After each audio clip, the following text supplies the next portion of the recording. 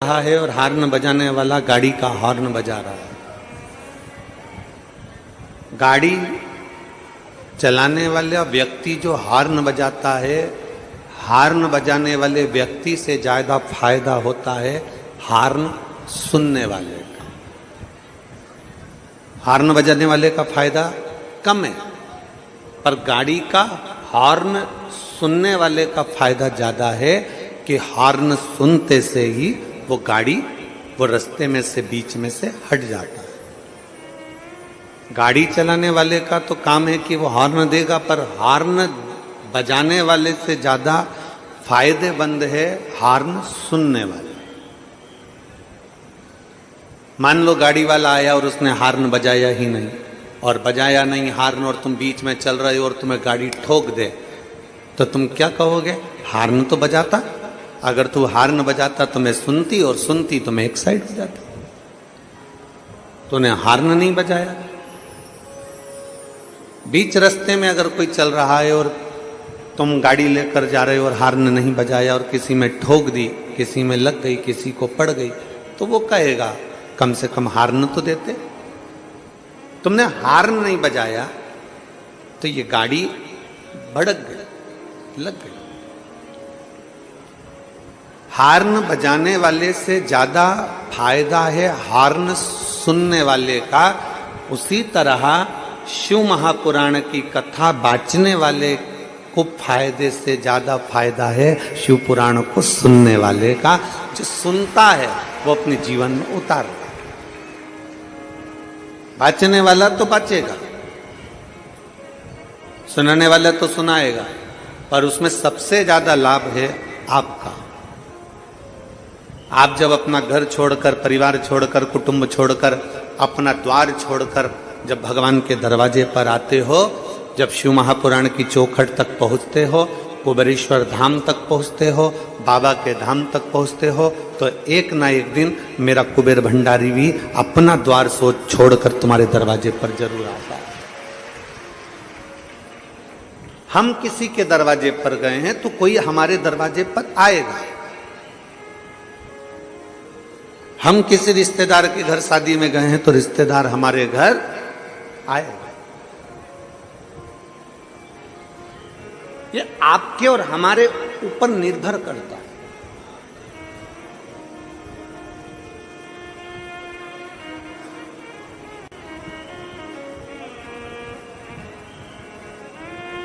ये आपके और हमारे ऊपर निर्भर करता है कि हमें भगवान को कैसे पुकारना है। हमें अपने सनातन धर्म की कैसे रक्षा करना है, हमें अपने सनातन धर्म को कैसे मजबूत करना है, ये आपके और हमारे ऊपर निर्भर करता है।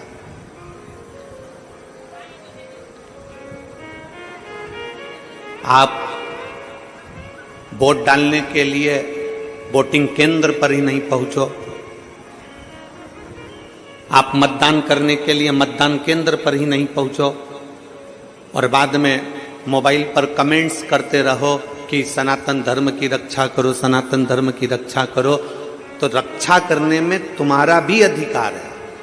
अपने मत का, अपने वोट का जब आप सदुपयोग करते हो तो हमारा सनातन धर्म और ये राष्ट्र अपने आप मजबूत होते चले जाता है और आगे बढ़ता चले जाता है।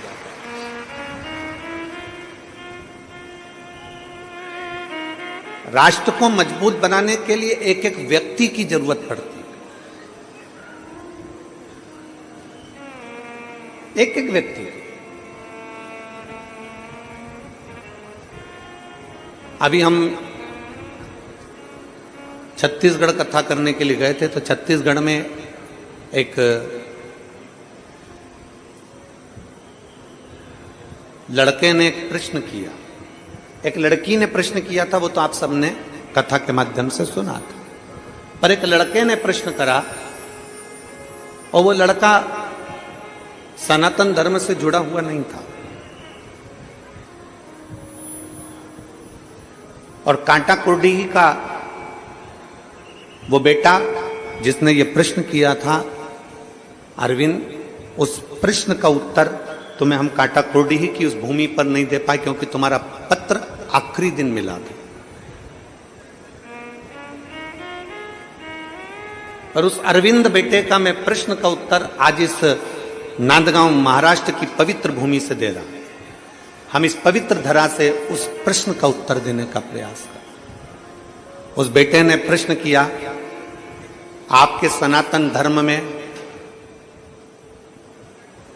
आपके सनातनियों ने, आपके हिंदुओं ने भगवान को व्यापार बनाकर रखा। उस लड़के ने प्रश्न किया, आपके सनातन धर्म में रोज मंदिर में भगवान की मूर्ति को सजा धजा के खड़ा कर देते हैं। उस लड़के ने प्रश्न किया, आपके हिंदू धर्म में, सनातन धर्म में मूर्तियों को मंदिर में मुकुट पहना के, कपड़े पहनाकर, माला पहनाकर खड़ा कर देते हैं।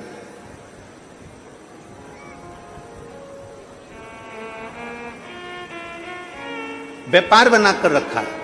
उसने लिखा, मैं उस अरविंद बेटे से कहना चाहूंगा जिसने ये पत्र भेजा था और कहा था कि सनातन धर्म में मूर्तियों को श्रृंगार कर कर, मुकुट पहनाकर, कपड़े पहनाकर, खड़ा कर कर मंदिर में रख देते हैं। बेटा, पहले तो आप समझिए कि इसको व्यापार नहीं कहते हैं, इसको व्यवसाय नहीं कहते हैं। हमारे सनातन धर्म में मूर्ति को सजा धजा कर मंदिर में खड़ा इसलिए रखते हैं क्योंकि उसका भक्त कब पुकार ले तो भगवान को तोड़कर भागना पड़ता है। कितना सुंदर संवाद महाभारत के अंतर्गत आया। जुआ खेलने के लिए जा रहे हैं पांडव कौरवों के साथ में, चौसर खेलने के लिए जा रहे हैं पांडव कौरवों के साथ में। और जुआ खेलने जाते समय, चौसर खेलने जाते समय पांडव, भगवान कृष्ण को मालूम पड़ा कि आज अर्जुन, नकुल, सहदेव, भीम, युधिष्ठिर जुआ खेलने के लिए चौसर खेलने जा रहे हैं।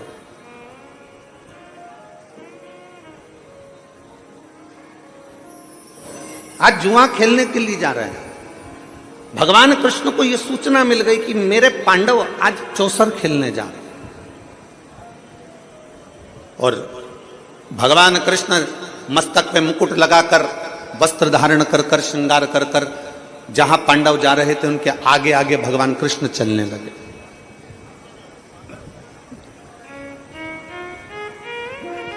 जहां भगवान कृष्ण चल रहे थे, जहां पांडव चल रहे थे उसके आगे आगे भगवान कृष्ण चल रहे हैं।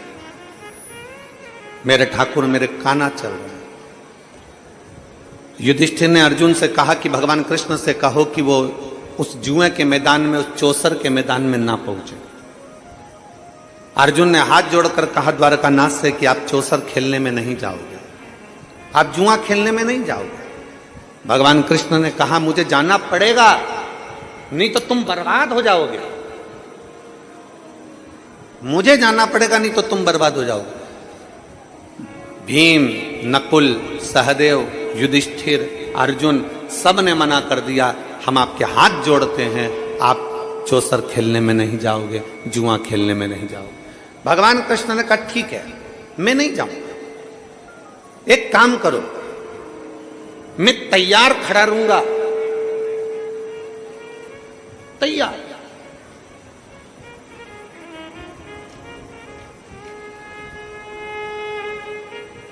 मैं एकदम तैयार खड़ा हूं, मैं अंदर नहीं जाऊंगा। तुम मुझे पुकार लेना, मैं दौड़कर तुम्हारे पास आ जाऊंगा। मैं मुकुट भी लगाया हूं, मैं कपड़े भी पहना हूं, मैं श्रृंगार भी कर रहा हूं, बस तुम मुझे आवाज लगाना, मैं तुम्हारे पास दौड़ कर आ जाऊंगा। पांडवों ने कहा ये ठीक है, हम आपको बुलाएं तब तुम अंदर आना, जब तक ना बुलाया जाए तब तक द्वारकाधीश अंदर मत आना। भगवान ने कहा ठीक है, ठीक है। भगवान मुकुट पहनकर बैठे नहीं, भगवान मुकुट पहनकर खड़े रहे, खड़े रहे, इंतजार करते रहे, पांडव मुझे बुलाएंगे, पांडव मुझे बुलाएंगे। चौसर में हारते रहे पांडव, पर भगवान को नहीं बुलाया। आखिरी में बुलाया किसने था? जब द्रौपदी का चीर खींचा तब द्रौपदी ने पुकारा तो भगवान दौड़कर उस द्रौपदी का चीर बढ़ाने के लिए। दुनिया के लोग कहते हैं, वो बेटा कह रहा था अरविंद कि आपके हिंदू धर्म में, सनातन धर्म में भगवान को व्यापार बना दिया। मुकुट पहनाकर, कपड़े पहनाकर, श्रृंगार कर कर मंदिर में भगवान को खड़ा रखते हो। हम कहते हैं कि मेरा भगवान श्रृंगार कर कर रोज मंदिर में खड़ा इसलिए रहता है क्योंकि कोई भक्त जब उसे पुकारेगा तो 1 मिनट की देरी ना लगे और वो मंदिर छोड़कर भाग कर चला जाए।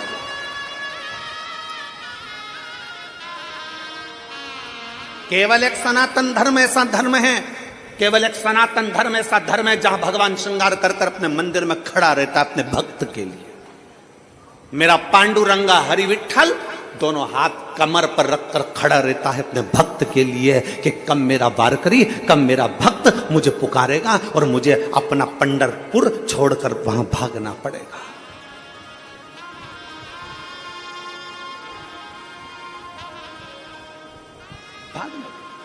और देहाची तिजोरी भक्ति चाच ढेवा उघड़दार देवा का उघड़दार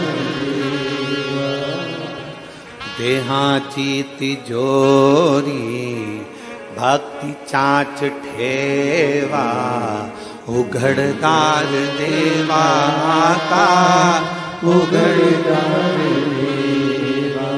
भगवान भाव से भागता, भगवान भाव से। आप पूछिएगा आपके आमदार जी से,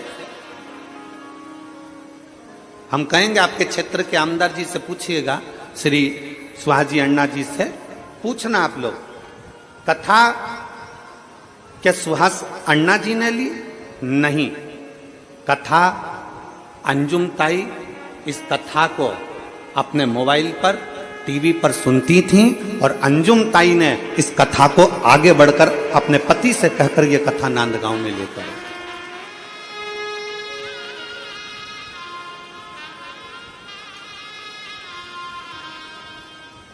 सौभाग्यवती अंजुम ताई इस कथा को सुनती रही और उनके मन में था। नासिक कथा हो गई, मालेगांव कथा हो गई, पर नांदगांव कथा से रह गए। और कई बहनें उनसे जब मिलती थी तो कहती थी कथा सुनना है ताई, कथा सुनना है ताई, कथा सुनना है। और आज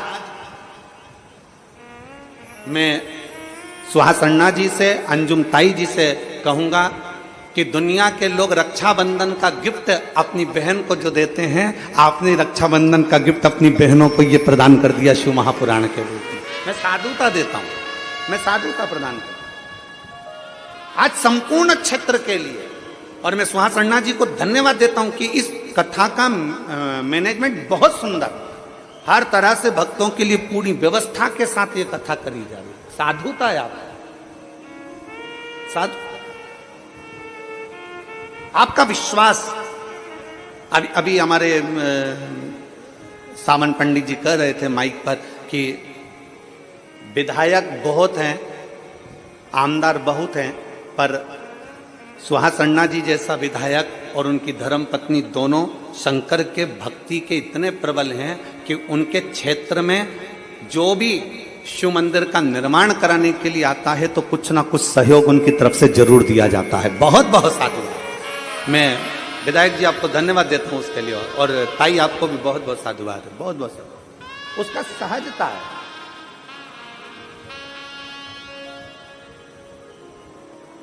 दुनिया के लोग कहें कि तुम्हारा भगवान खड़ा रहता है श्रृंगार कर कर, दुनिया के लोगों से कहना है, सनातन धर्म पर उंगली उठाने वालों से कहना है सावधान रहिए।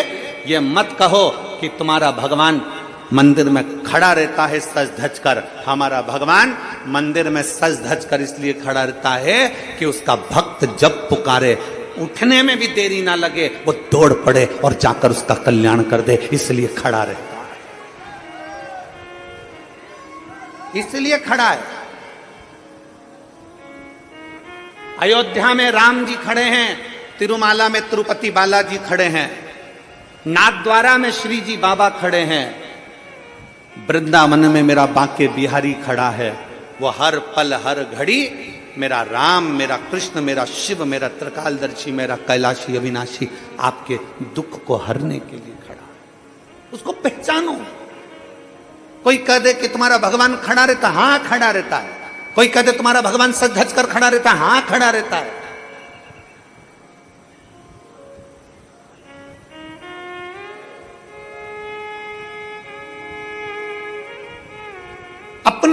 का दुख काटने के लिए वो तत्पर खड़ा। उसने सूचना दी, उसने पुकारा और वो आया, उसने पुकारा और वो आया।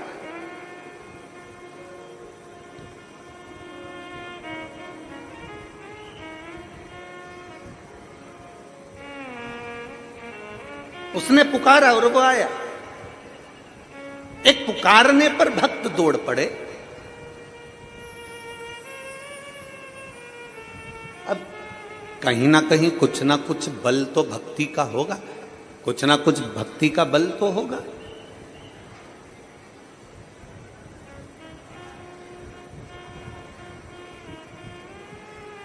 और बिना भक्ति के भगवान की प्राप्ति नहीं है।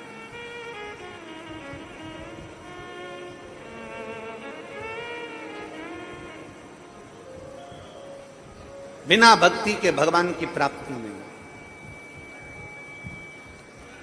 जिस दिन भक्ति के बल पर तुम जागृत हो गए,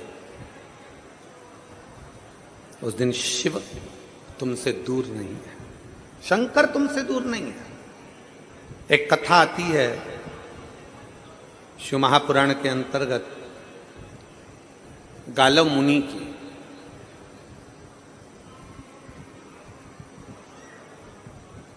गालव मुनि जिनका बेटा भद्रशील,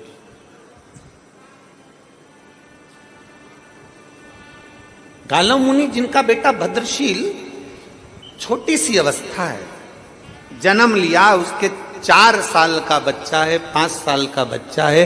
4-5 साल का बच्चा अपने मित्रों के साथ खेल रहा है और खेलते खेलते मट्टी के खिलौने के रूप में भगवान शंकर का शिवलिंग बना रहा।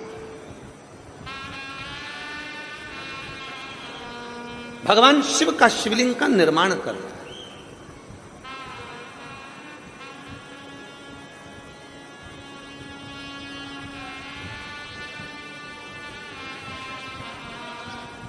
भगवान शंकर के शिवलिंग का निर्माण कर रहा और निर्माण कर कर क्या कर रहा है, शंकर भगवान का शिवलिंग बना लिया और वहीं पे मिट्टी पे ऐसा उंगली से गोला बनाया, थोड़ी थोड़ी मिट्टी का ढेरा रख लिया और मिट्टी का ढेरा रखकर और उसी मिट्टी में से उठाकर शिवलिंग पर मिट्टी डाल रहा है।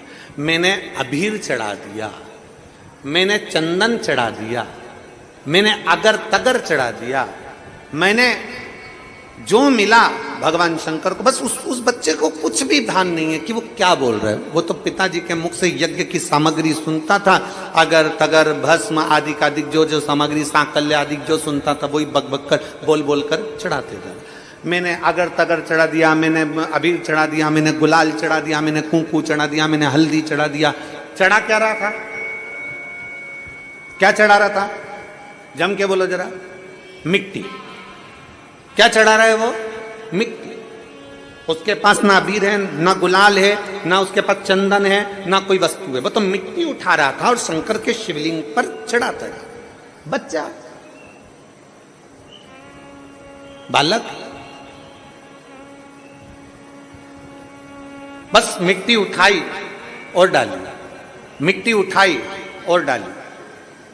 आपके घर में भी जब बच्चे छोटे हैं ना, छोटे छोटे बच्चे अपने अपने घरों में, छोटे छोटे बच्चे गणेश जी की मूर्ति उठा लेते हैं, छोटे छोटे बच्चे अपने घर में देवी देवता की कोई मूर्ति उठा लेते हैं, छोटे छोटे बच्चे अपने घर में भगवान की कोई मूर्त उठा लेते हैं। और छोटे छोटे बच्चे जब भगवान की मूर्त उठाकर उसकी पूजन करने लगते हैं और पूजन करते हैं बच्चे। और पूजन करते करते छोटे छोटे बच्चे जब पूजन करते हैं तो उनके मन में जो आता है, जैसा आता है वैसा वो प्रार्थना करते हैं।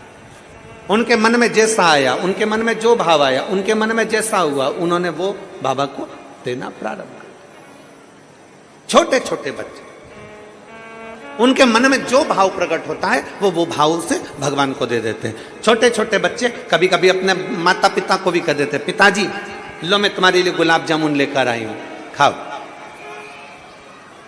लो मैं तुम्हारे लिए गुलाब जामुन लेकर आई हूं, पाइए। पिताजी मैं तुम्हारे लिए ये सामग्री लेकर आई हूं, ले पाइए, ले पाओ। भाव से,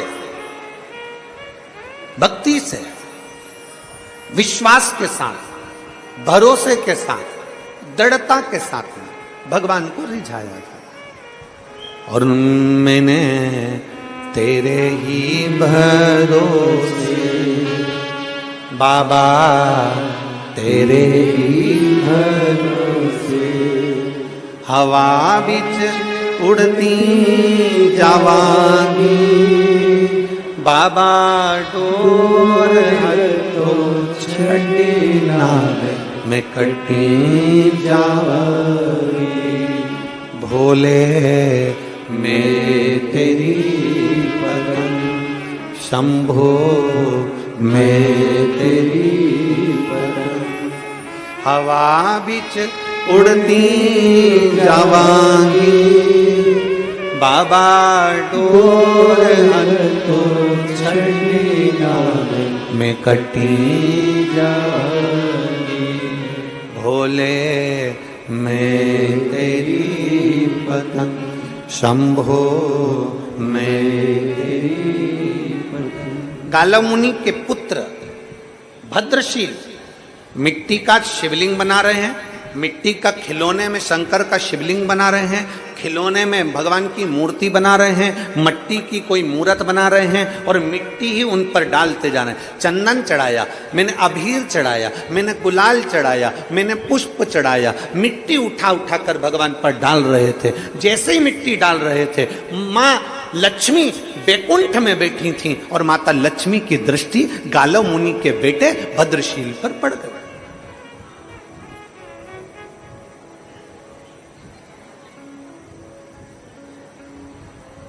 क्यों? किस लिए? आपको मालूम होगा, शिव महापुराण को जरा उमा संहिता को पढ़िएगा, देवी भागवत पढ़िएगा, लिंग पुराण पढ़िएगा, नर्मदा पुराण का अध्ययन करिएगा और स्कंद पुराण पढ़िएगा। उसमें वर्णन आता है भगवान नारायण जी के साथ में माता लक्ष्मी का विवाह भगवान शंकर ने करा दिया। लक्ष्मी जी ने नारायण के सामने भगवान शंकर जी से पूछा कि मेरे लिए आज्ञा करिए कि मैं आपकी क्या सेवा कर सकती हूं, क्योंकि आपने मेरा विवाह नारायण के साथ कराया, आपने मेरा विवाह नारायण के साथ कराया, मेरे लिए आज्ञा करिए कि मैं क्या कर सकती हूं। भगवान नारायण के सामने लक्ष्मी जी ने शंकर जी से पूछा तो भोलेनाथ जी ने लक्ष्मी जी से कहा, हे लक्ष्मी, तू नारायण के चरणों में रहोगी, तुम नारायण की अर्धांगिनी रहोगी, पर निवेदन केवल तुमसे इतना है, जो भूल से भी अगर शंकर के शिवलिंग का निर्माण करे, भूल से भी शंकर के ऊपर एक लोटा जल चढ़ाए, भूल से भी शंकर के मंदिर के सामने से निकल जाए, भूल से भी शंकर के दरवाजे के अंदर प्रवेश कर जाए, शिव के द्वारे पर पहुंच जाए, भूलवश भी अगर कोई शिव महापुराण की कथा तक पहुंच जाए, भूलवश भी 12 ज्योतिर्लिंग में से एक ज्योतिर्लिंग पर पहुंच जाए, भूलवश भी शंकर की चौखट तक पहुंच जाए, वो अंदर जाए चाहे ना जाए, वो छुए चाहे नहीं छुए, वो भगवान का भजन करे चाहे नहीं करे, पर लक्ष्मी ये तुम्हारा काम है कि शंकर के मंदिर के सामने से निकलने वाले पर, शंकर के मंदिर में आने वाले पर, शंकर का पार्थिव लिंग बनाने वाले पर,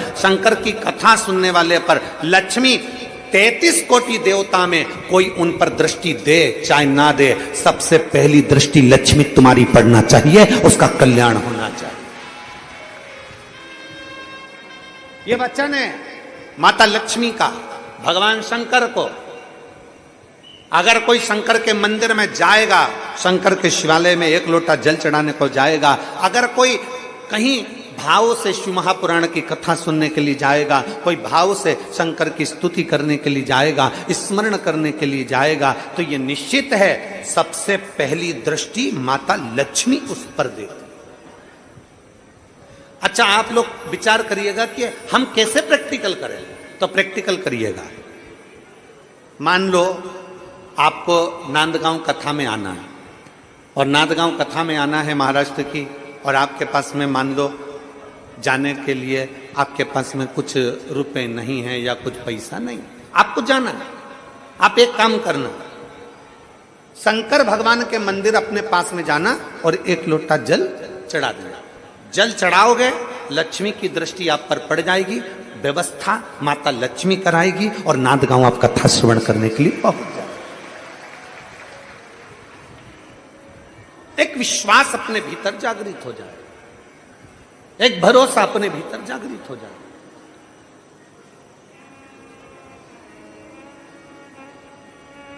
कल हमारी बात चल रही थी माननीय आमदार जी से, तो सुहास अन्ना जी कह रहे थे, गुरुदेव हमारा ये जो क्षेत्र है, इस क्षेत्र में पानी की बड़ी कमी है,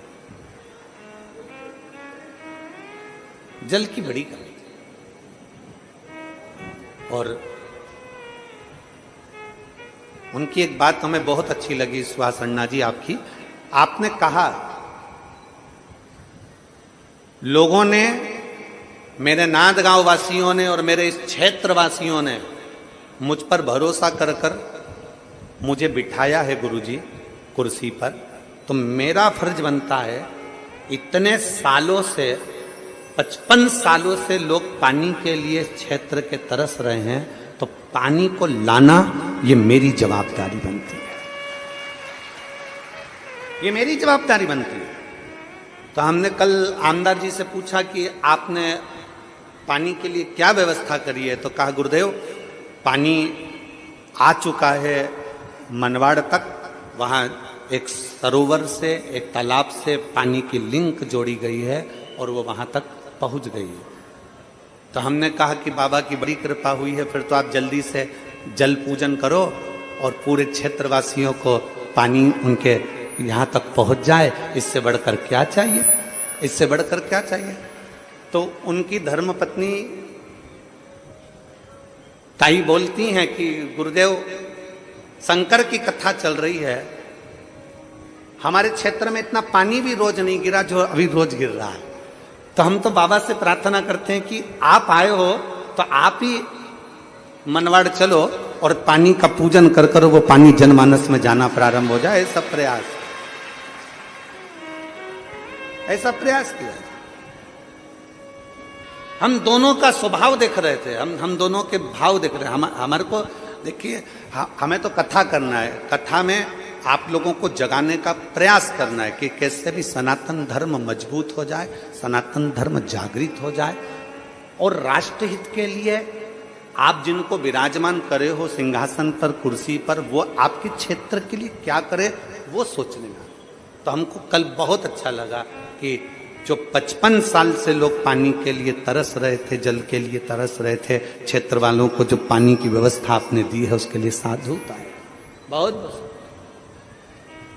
शिव तत्व में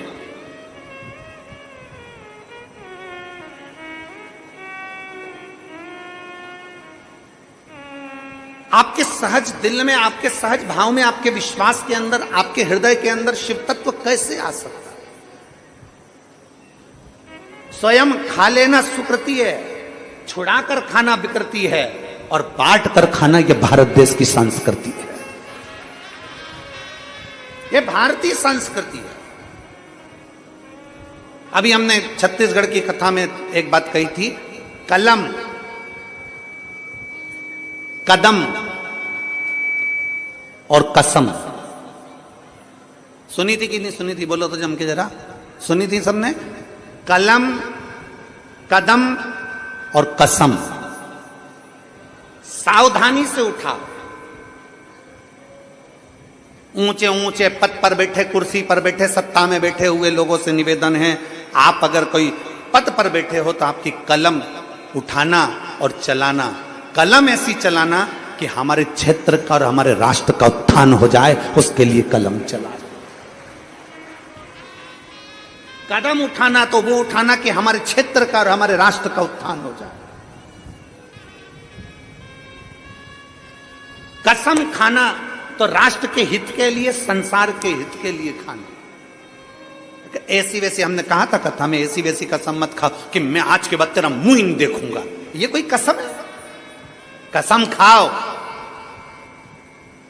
कि हमारे क्षेत्र में कोई छोटी बच्ची को आंख उठाकर ना देख पाए और किसी के साथ गलत करते ना हो पाए।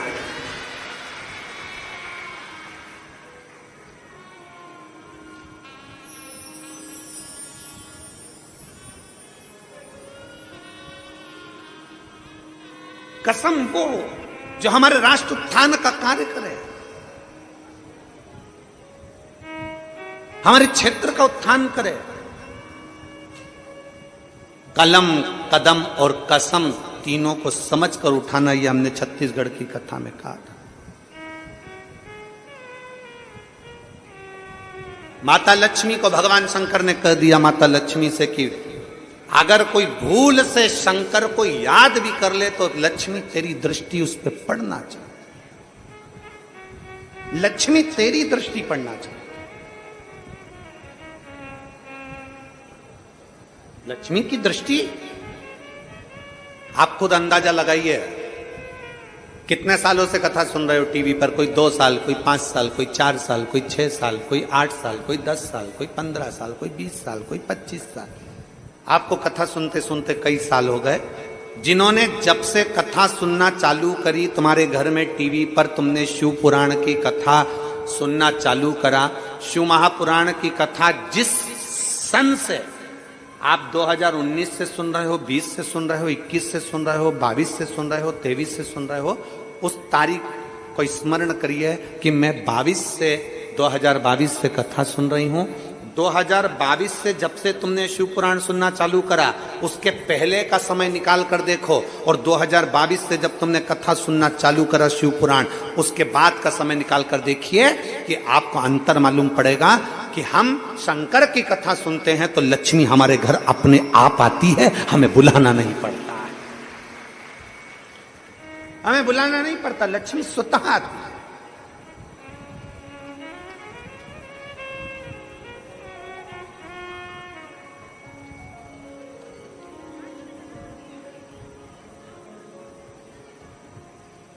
एक आस तुम्हारी है, विश्वास तुम्हारा है, भोले बाबा मेरे शंकर, मेरे शिव, मेरे ओघड़दानी, मेरे शंभु, आप कृपा करने वाले, आप दया करने वाले।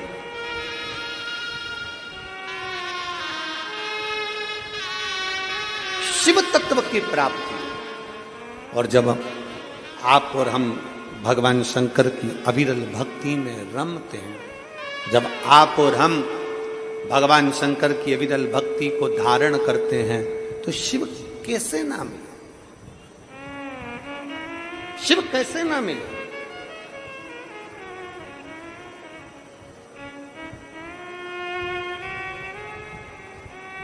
आप उसको पुकारोगे, आप उसको भजोगे, वाहे। बड़ी दूर किनारा है, कश्ती भी पुरानी है, भोले बाबा सुन भी लो ये मेरी कहानी है। मैंने तुमको पुकारा है, मैंने तुमको पुकारा है, भोले बाबा सुन भी लो ये मेरी कहानी है। बड़ी दूर किनारा है, कश्ती भी पुरानी है। यह हमारा विश्वास, हमारा भरोसा, हमारी दृढ़ता लक्ष्मी जी ने भद्रशील को देखा। भद्रशील शिवलिंग का निर्माण कर रहा है, मिट्टी डाल रहा है। मैंने चंदन लगाया, मैंने अबीर लगाया, मैंने हल्दी लगाई, मैंने अक्षत लगाया, मैंने चावल लगाया, मैंने पुष्प चढ़ाया, मैंने बेलपत्र चढ़ाया। बच्चा है ना, उसके स्मरण में नहीं है। बालक है ना, उसके स्मरण में नहीं है। वो तो बस चढ़ा रहा। लक्ष्मी जी की दृष्टि पड़ गई, मुस्कुराई मां। माता लक्ष्मी के चेहरे पर मुस्कुराहट थी, हंस रही थी। आज चरण दबाते दबाते नारायण के, पांव दबाते दबाते नारायण के, और लक्ष्मी जी मुस्कुरा दे, जरा विचार करिए तो नारायण पूछेंगे नहीं? भगवान विष्णु ने पूछा, ऐ लक्ष्मी तुम इतना मुस्कुरा क्यों रही हो? किस लिए? क्या हो गया तुम्हारे चेहरे पर इतनी मुस्कुराहट है? तुम इतना मुस्कुरा क्यों रही हो? लक्ष्मी जी ने कहा नारायण से, प्रभु देखिए, जरा देखिए, गाला मुनि के पुत्र भद्रशील को देखिए। भगवान नारायण ध्यान लगाकर देखने लगे। क्या देखते हैं कि भद्रशील को देख रहे थे तो भद्रशील शिवलिंग का निर्माण कर कर उस पर मट्टियां डाल रहा था। भगवान मुस्कुरा दिए, भगवान भी हंसने लगे। भगवान शंकर के, भगवान नारायण के चेहरे पर भी मुस्कुराहट है। लक्ष्मी जी तो मुस्कुरा रही हैं, भगवान भी मुस्कुरा रहे, वो भी मुस्कुरा। अब बच्चों की ऐसी हरकत करते देखकर तो माता पिता तो मुस्कुराएंगे ही। बच्चों की छोटी मोटी हरकत देखकर माता पिता तो मुस्कुराएंगे।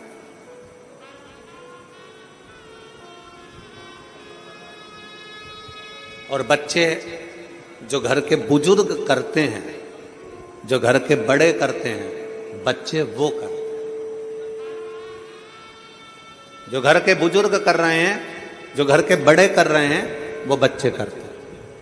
एक छोटा सा बच्चा अपनी दादी की गोद में जाकर बैठ गया, और दादी की गोद में बैठ गया, और दादी की गोद में बैठकर बच्चे ने दादी से कहा, ओ दादी, ओ दादी। दादी बोली, क्या है? दादी तू एक बार टे बोलना, टे। दादी ने बोला, ये टे क्या होता है? नहीं दादी तू प्लीज एक बार टे बोलना, टे। दादी बोली, ये टे क्या होता है? नहीं पहले तू एक बार टे बोल। दादी ने कहा, नहीं मैं नहीं बोलूंगी टे, तू बता पहले टे क्यों बुलवा रहा है? नहीं दादी तू पहले टे बोल। दादी ने 5 रुपए दिए अपने पोते को और कहा, ये बता कि मुझसे टे क्यों बुलवा रहा है? तो पोता बोला, दादी कल रात को मम्मी पापा पलंग पे बैठकर बात कर रहे थे, जब बुढ़िया टे बोल जाएगी तो सारी जायदाद अपनी हो जाएगी। जब बुढ़िया टे बोल जाएगी तो सारी जायदाद, ये गूंज आ रही है उसको सही करो ना भाई, सारी जायदाद अपनी हो जाएगी। बुढ़िया टे बोली और जायदाद अपनी। तो ये शास्त्र कहता है, हमारे वेद पुराण वर्णन करते, बच्चे जो देखते हैं वो कैच करते हैं।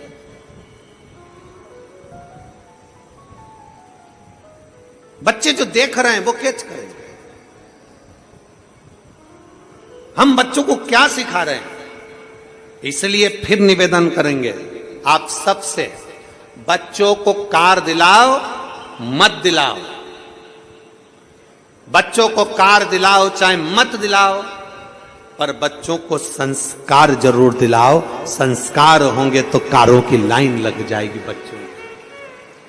अगर बच्चों में संस्कार नहीं है, बच्चों में अगर संस्कार नहीं है तो फिर कार शोभा नहीं देगी, फिर कार शोभा नहीं देगी।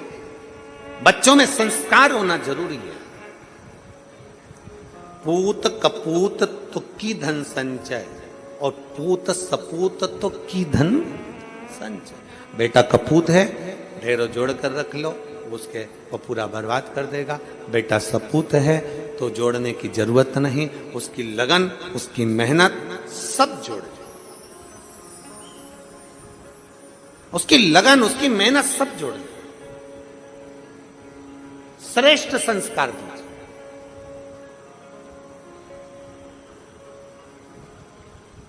और जब आप श्रेष्ठ संस्कार बच्चों को दोगे तो वो संस्कार उसके जीवन को एक आनंदित करेगा।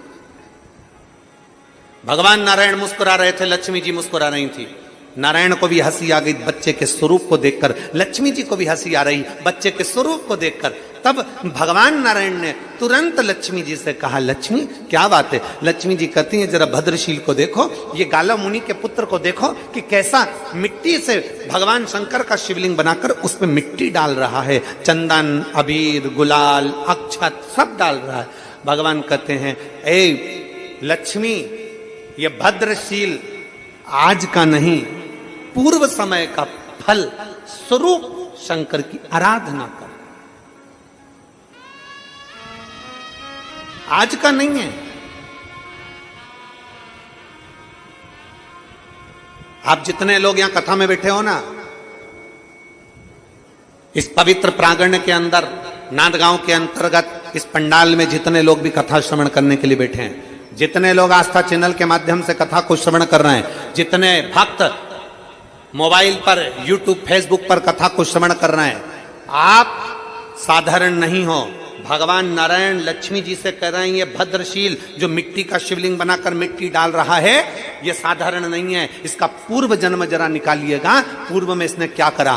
तो शिव पुराण की कथा कहती है, जो कथा के पंडाल में जाकर बैठता है, जो भगवान की कथा को चाहे किसी भी भाव से टीवी पर सुन रहा हो, मोबाइल पर सुन रहा हो, किसी भी भाव से अगर कथा सुन रहा होता है, वो साधारण नहीं होता, वो भगवान का पुराना कोई भक्त होता है जो भगवान की कथा में पहुंच जाता है।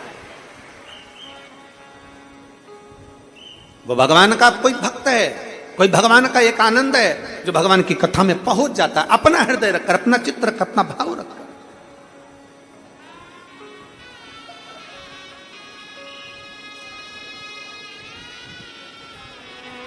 अपने भीतर एक विश्वास को प्रकट कर कर, अपने भीतर एक भरोसे को प्रकट कर कर वो पहुंचता है। आप लोग आए हैं यहां पर, जितने माताएं बैठी हैं और जितने पुरुष बैठे हैं, कथा पूरी हो जाए ना तो आप एक दूसरे से बात करना, और बात करने में आपको मालूम पड़ेगा क्यों तुम कथा में क्यों आए, तुम कथा में कैसे पहुंचे, तुम मनवाड़ से यहां कथा में आ गए, तुम कथा सुन रहे हो, तुम अपना घर छोड़कर यहां कथा, उससे पूछना क्यों आया। उसके अंदर कथा सुनने के प्रति भाव उत्पन्न हो रहा था। बार बार मन में सोच रहा था, बस शनिवार को जाऊंगा, बस रविवार को जाऊंगा, सोमवार के दिन शिवरात्रि है उस दिन जाऊंगा, ऐसा करूंगा, वैसा करूंगा, कथा सुनूंगा, एक रात्रि रुक कर आऊंगा, बाबा का भजन कर कर आऊंगा, रात्रि विश्राम करूंगा, पंडाल में रुकने का महत्व है, उसमें भक्ति करूंगा, भजन करूंगा। ये विचार उसके अंदर एक उमंग उत्पन्न हो रही थी कि हमारे नांदगांव में, हमारे क्षेत्र में कथा हो और हम ना पहुंचे, हमारे क्षेत्र में कथा हो और हम भक्ति ना करें तो हमारे जीवन को धिक्कार। वो अपने आप में उमंग उत्साह के साथ भाग पड़ रहा है।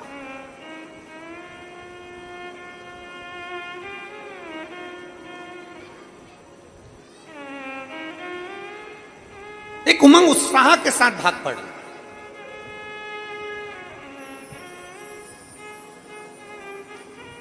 क्षेत्र में जहां कथा चल रही है नांदगांव की, इस कथा के प्रांगण के आसपास में पूरी पहाड़ी है, पूरी पहाड़ी है, चारों तरफ गाड़ियों की पार्किंग है नहीं। गाड़ियों की पार्किंग प्रशासन ने 1.5 किलोमीटर, 1 किलोमीटर दूर रखी, इधर से भी 1 किलोमीटर दूर रखी, उधर से भी। बोलो सही है कि गलत है? 1 किलोमीटर दूर इधर से, 1 किलोमीटर दूर उधर से। पर हम सुहास अन्ना जी, आमदार जी, आपको धन्यवाद देना चाहेंगे कि आपने पहली बार हमने यहां से बहुत कुछ सीखा भी है, हमने बहुत कथाएं करी, पर हम देख कर जा रहे हैं, पहली बार पार्किंग से बस सेवा कथा स्थल तक चलवाई, उसके लिए धन्यवाद है। ये साधुता है, ये हमारे जीवन की कथाओं को हम इतनी कथा करे हैं, इतनी कथा करे, आपके क्षेत्र के आसपास में खूब करी। ऐसा नहीं कि क्षेत्र हमने देखा, परंतु आपने 1 किलोमीटर दूर भी अगर पार्किंग है तो पार्किंग से बस सेवा कथा स्थल तक जाना आने के लिए निशुल्क बस सेवा पार्किंग स्थल से रखी। और आपको उसके लिए भी धन्यवाद कि आपने हमारी बात, छत्तीसगढ़ में जो हमने कहा था उस बात को भी आपने रखा। बुजुर्गों के लिए, कोई बहुत ज्यादा बुजुर्ग है, उसके लिए व्हील चेयर की व्यवस्था भी आपने उनको लाने और ले जाने के लिए रखी है, उसके लिए धन्यवाद। आपने हमारी बात को रखा, बुजुर्गों को बैठने के लिए व्यवस्था अलग से रखी, उसके लिए धन्यवाद है। आपने स्वीकार करा उस बात।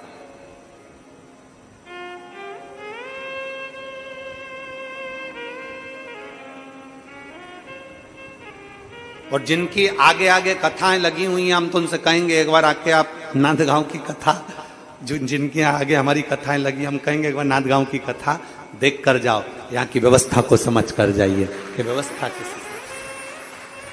पार्किंग से भी बस की सेवा लगा दी यहां तक पहुंचने के लिए। ये शिव तत्व है, ये भक्ति है।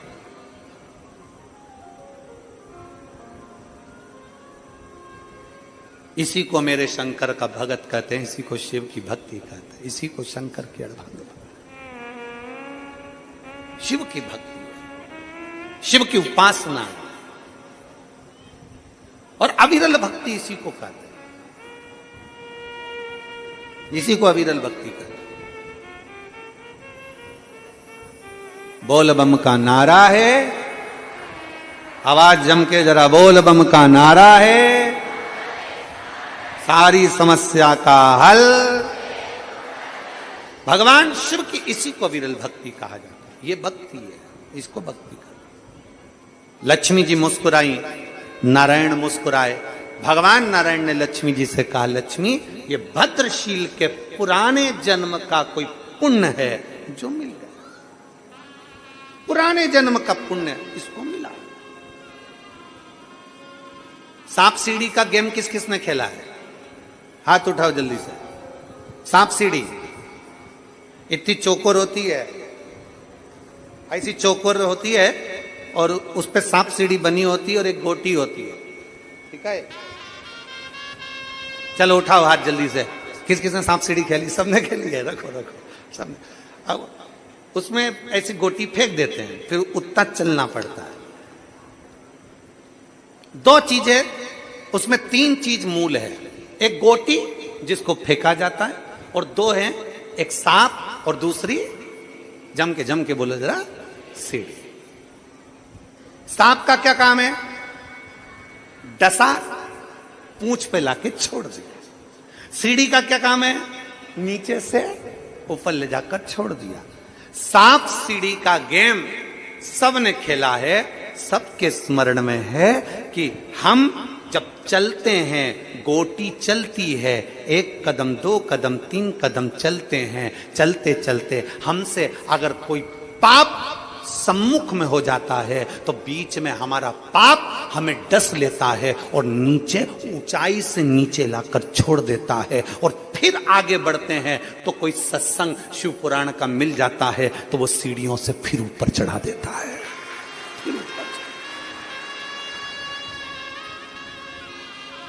सांप सीढ़ी का गेम बता रहा है कि पाप डसता है, नीचे ले आता है, और हमारा पुण्य प्रबल हो।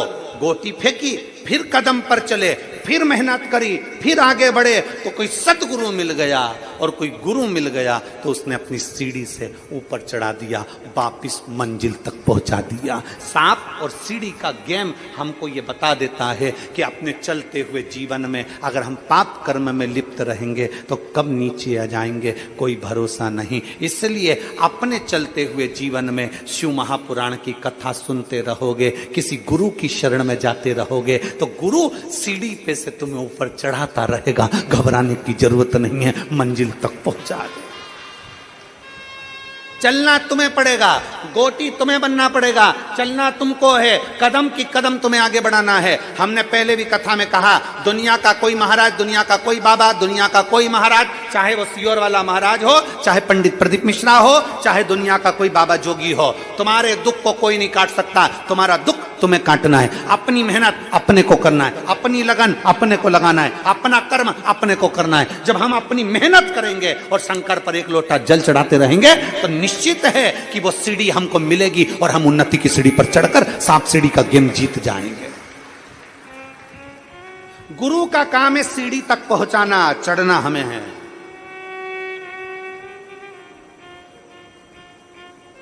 कर्म की गति के अनुसार पाप भी होता है, कर्म की गति के अनुसार पुण्य भी होता है। ऐसा नहीं कि दुनिया में सारे पुण्य, लोग कहते हैं गुरुजी ये भगवान ने सबको अच्छा बना देना था ना, भगवान सबको अच्छा बना देता ना, ये दो चार घर के लोगों को बुरा क्यों बना दिया भगवान ने?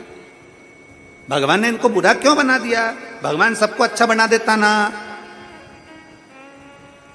तो भगवान से जाके पूछो कि भगवान ने सबको अच्छा क्यों नहीं बनाया, भगवान ने कुछ लोगों को बुरा क्यों बनाया? उसका कारण है भगवान जानते हैं अच्छे के साथ थोड़ा बुरा भी निकल चल सकता है। 500 के, 1000 के, 2000 के, 20 के 50 के जो नोट की गड्डी हो, उस गड्डी में एक आध नोट फटा गला सड़ेला वो भी चल जाता है। उसी तरह 10 किलो आलू में 2-4 सड़े हुए आलू भी चल जाते हैं। उसी तरह 10 किलो कांदा में 2-1 किलो कांदा सड़ा हुआ चल जाता है। अब विचार करिए, उस विचार को अपने भीतर लेकर आइए। 10 किलो है आम, 10 किलो है जाम, और उसमें 2-1 जाम 2-1 आम बेकार निकल सकते हैं। आप विचार करिए उसको कि अपने भीतर भगवान हमारे घर में 10 तरह के लोग हैं, तो 1-2 लोग